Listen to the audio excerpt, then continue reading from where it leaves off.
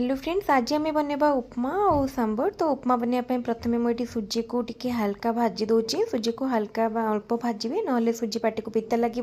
से कड़े सुजी भाजी सारा तेल ने तेल टिके सोरिष पकेबे। सोरिष उपर सुखिला लंका, कंचा लंका, पियाज, भृसुंगा पत्र और निज अनुसार निज टेस्ट अनुसार सब प्रकार वेजिटेबल्स ऐड करें। जमती उपमा भल लगे गाजर, बीट, ग्रीन मटर, कैप्सिकम, बीन्स ये सब वेजिटेबल्स यूज करेंगे। टमाटो पूरा ऑप्शनल, टमाटो पकेले चलो न पकेले ना। मुझे हल्का टमाटो पकईची।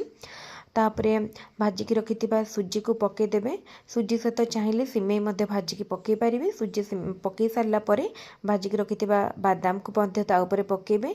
किछि टाइम पानी दे फुटेला घोड़ेला पूरा झुरा झुरा सुजी उपमा रेडी हो गला।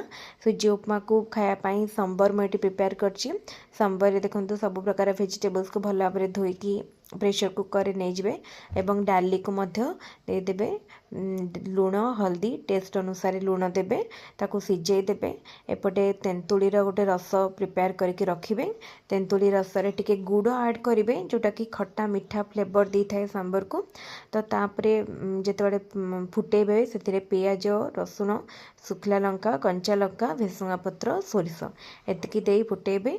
आ फुटेला बेले सांबर मसला मध्य ऐड करिवे। सांबर मसला होममेड नहीं पारंतु किंबा बाहर मार्केट रे अवेलेबल थिबा। मु एठी सांबर मसला यूज करिछि। तो सांबर मसला पकई सारे सब पकईला लास्ट रे हमर सिझी डाली परिवा को पकेबे। आमर रेडी हो गला। धनिया पत्र ऊपर पकईकी हमर गरम गरम उपमा सहित सांबर को सर्व करवा।